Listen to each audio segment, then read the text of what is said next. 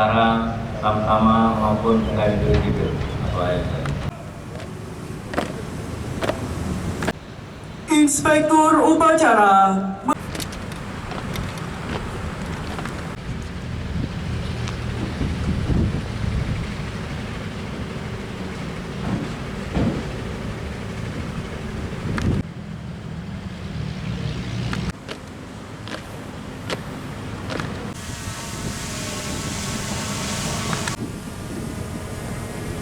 Kapolda Aceh ini Ika Bayangkari.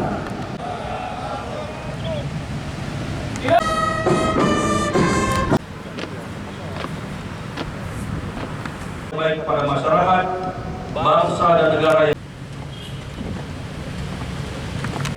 semoga Allah Subhanahu wa taala Tuhan yang Maha Kuasa.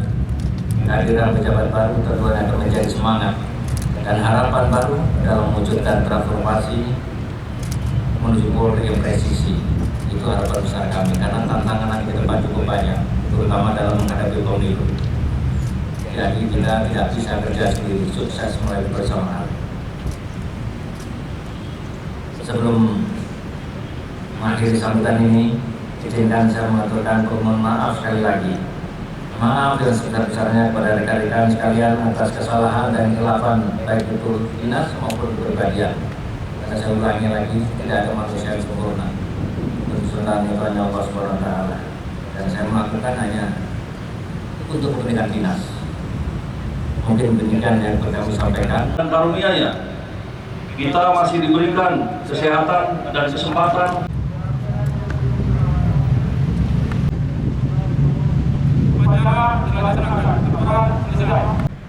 Hal tersebut adalah bukti bahwa eksistensi beliau sebagai pemegang komando tertinggi dalam rangka pemeliharaan Kamtibmas, pelindung pengayuh masyarakat dan penegakan hukum di Provinsi Aceh. Pengabdian dan pengorbanan beliau kepada Polda Aceh tentunya patut kita apresiasi dan kita jadikan teladan yang terbaik.